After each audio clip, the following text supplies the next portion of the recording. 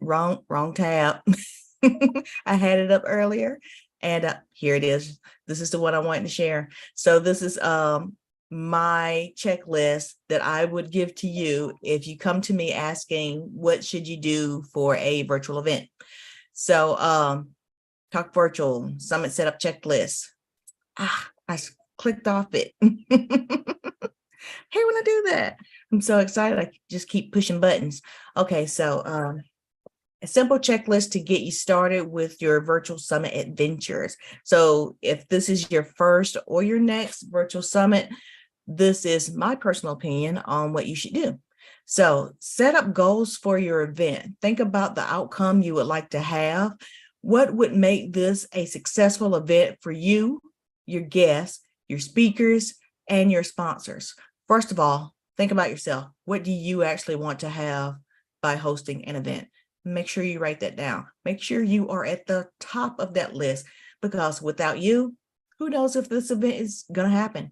So if you don't have the energy, the willingness to follow through to actually host an event, it's not going to matter about guests or speakers or sponsors. So after yourself, you think about your guests. Why do you want them to attend? What will they get out of it? What would benefit them from attending an event that you have produced and possibly are hosting? Speakers. Will you be able to find speakers that your audience, your guests, would like to hear from? Will your speakers be able to talk to an audience, your guests, that want to hear from them? What's some of the benefits that a speaker would possibly get from being associated with you or your event? Your sponsors, do they want to be associated with you, your event, your speakers? Is your target audience their target audience? No, you got to write this stuff down. Please write this stuff down, because at the end of your event, when you do your debrief, you got to make sure you hit your goals. Hopefully you're checking the list as you go periodically, so you'll know, are you getting everything you want from your event? Are your guests getting everything that you could possibly hope for them from your event? Same with your speakers, same with your sponsors. Okay. Know who your target audience is. Who would you like to attend this event? So hopefully you know that I'm hosting an event January 19th and 20th. Hopefully my audience that will show up will be coaches, experts, thought leaders, course creators, event producers, because the event is called Virtual Event Producers Leveling Up. And all of those titles that I just named, hopefully they all know that you can host an event and build your list. You can host an event and get people into your course or your program. You can host an event and get people into your mastermind. Yes. So know where to find your target audience. Where do all those people hang out? You should seriously ask your phone if you don't know where they hang out. So hopefully I talk to virtual event producers, same with coaches and planners and all of that. I ask my phone, where on Facebook or where in Facebook groups do they hang out? I ask, where do they hang out in LinkedIn? So find out where your target audience is. Okay, where online does your audience hang out? Facebook, LinkedIn, Twitter, Instagram, YouTube, and or TikTok. All of these places have a search bar, and you can type in your niche. And if a list comes up, hopefully that's where your audience is on that particular platform. Okay, so have something to share with your target audience that shows your value and expertise that leads them into your upcoming event, a free webinar, or a challenge. So host an event in January, the 19th and 20th, Virtual Event Producers Leveling Up. What I am offering for free on January, I think it's 5th and 6th. Hold on, there's a calendar right in front of me. So yeah, 5th and 6th, it might just be the 6th, and I will use that as a masterclass, and it will be the basics of your virtual event business. So your insurance, your taxes, your accountant, things like that. What do you need to the basics of saying what would make you a real business. And then 2 weeks later, we can go on to the actual event. So free event and the actual event. But you can also use things like this checklist we have right here. It's called a lead magnet. You can make ebooks. You can have a live stream show. You could have a podcast. You could have blog posts. And yeah, so anything to get your name out consistently and let people associate your name, your logo, your brand colors with what you do. So hopefully you guys know Gray and Yellow as Talk Virtual. Hopefully you know that Talk Virtual is all about virtual events. Hopefully. Okay, let's see. Find 5 to 10 speakers who are in a similar / complementary niche as you with similar values as you and who have an audience of 8,000 or more that you would like to talk with. Know anyone who's in a similar niche as you whom you admire? So let's say, do a little math, and yes, I am terrible at math, but let's say you want, let's say you're using AirMeet. You got the AppSumo deal from with AirMeet, and you're allowed to have 1,000 people per month. So let's say you actually want to fill all of those 1,000 spaces. So you talk to your speakers, and if they have a big list, hopefully they will. Hopefully that list is active and they have a good open rate for emails. Let's say a good open rate would be like 10%. Let's say let's not say that. If I myself have a 50% open rate, I would like other people to have at least that or more.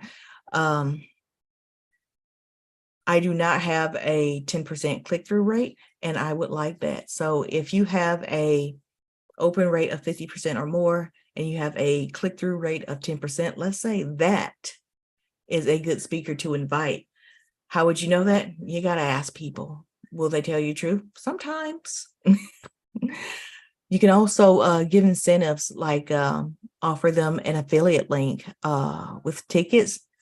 I really feel that you do not make your money from your ticket sales. So I would like to offer my speakers 75 to 85%, because I really feel that you don't make your money from your tickets, you make your money from your high ticket upsells. So there should be something after your event. That's why people are there for your event, and hopefully they will follow through with the next part of your event offerings. Okay, so I say 8,000 just so you can fill up that event space. So ask those speakers if they have the time and the willingness to promote the event. So I actually now say, do they have the time and energy and willingness to promote themselves being a part of your event? So, and I usually ask for about a week, the week of, or maybe 3 days before and the week of. So, and maybe like I ask them to schedule their emails. So if they go ahead and schedule, let's say 8, 9 emails, to let people know that they're about to go on stage at this day and time, and they would really like to have you there to support them. Yeah, that works. Oh, and have you heard of speaker cross-pollination? So with speaker cross-pollination, you find someone whom you'd like to be associated with. You're speaking on the same stage as them, and you're like, hey, everyone, I know Elle Kersey, I know Jimmy Newsom, I know Doc Williams, who are all going to speak on this stage, this day, this time, and I'm going to be there with them. Come join us all live at this day and time. Yeah, stuff like that. Let's see. ask those speakers if they have the time and willingness to promote. If they say yes, invite them to speak. So only if they are willing to promote themselves, that's when you would invite them to speak. Ask the speaker if they have a free gift or an opt-in they would like to offer to the guest of the event. So lead magnets work really well. People do consider them to be gifts. Sometimes not sometimes, a lot of times I print out my lead magnets and I put them in a 3-ring binder so I can have them right in front of me.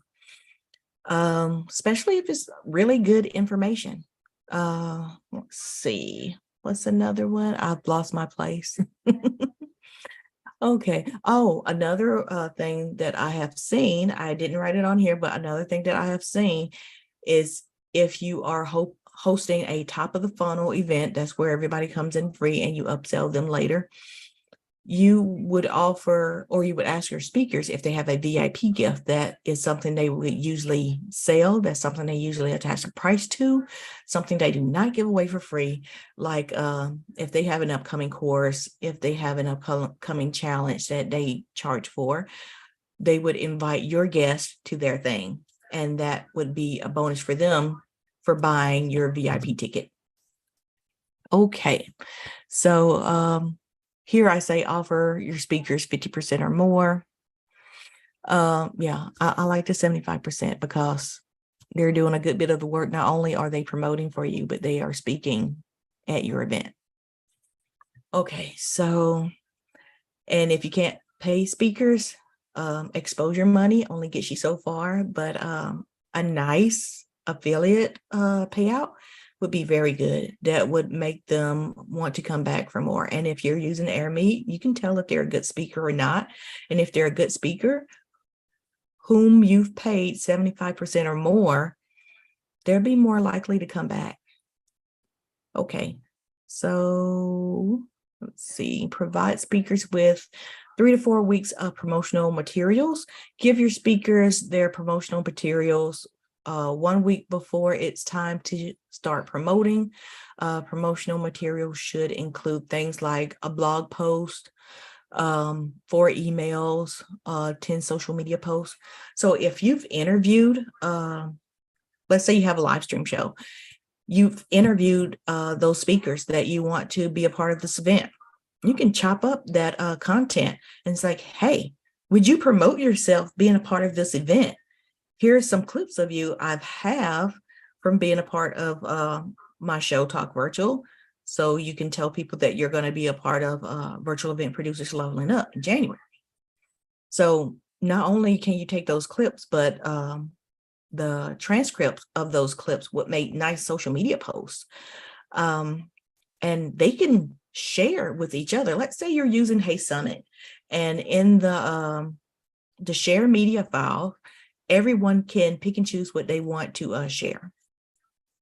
So you can send them their own things, like directly to their email. But if they want to do some cross-pollination, and yes, you should recommend cross-pollination, tell them to go to that shared file in Hey Summit in their dashboard and throw out some or recommend some other speakers that you're looking forward to hearing speak to.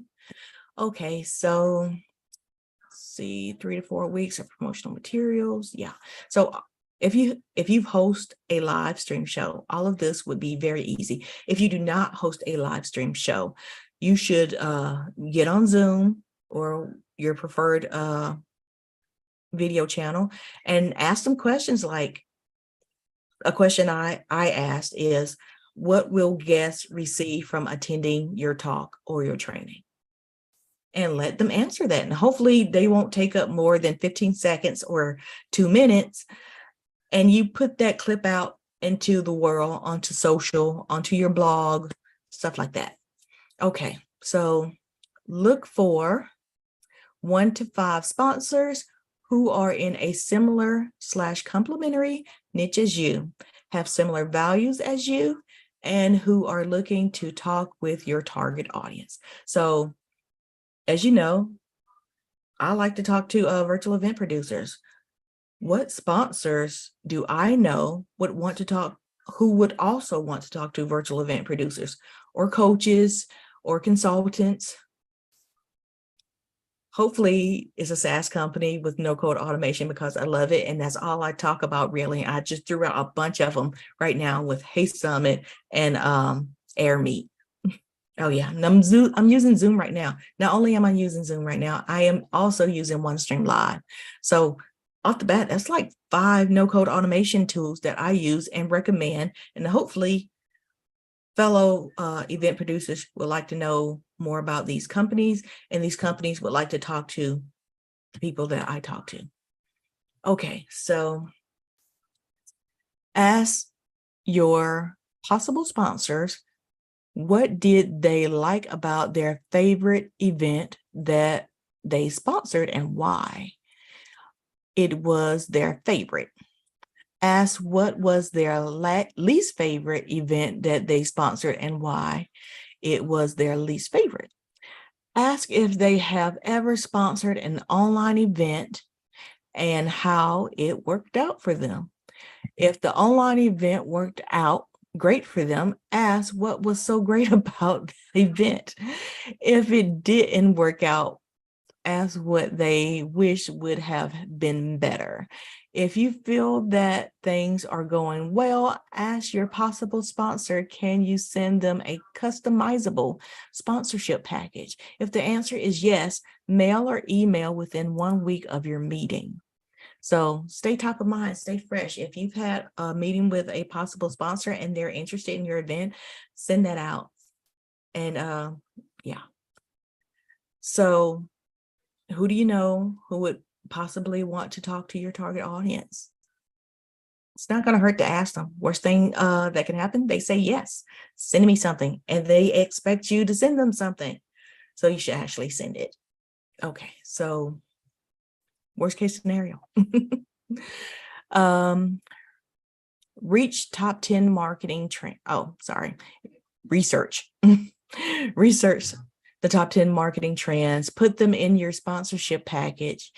You can offer your possible sponsors 3 to 4 packages within the top 10 marketing trends. Tell your possible sponsors that it's okay to add or take away items. Let them know that adding things will raise the cost of the package, but taking away things will not lower the cost. So where are you holding your event? Let's say you're holding your event on Zoom. You're going to give them their personal breakout room, and you're going to tell them that that's their booth. Let's see. You could give them their own naming title when you set up all the breakout rooms. Let's say you're hosting an event on AirMeet. You can actually have a booth. You can set up the booth for them. Tell them that they can have more than one table for an additional cost. Let them know that they can live stream from that booth.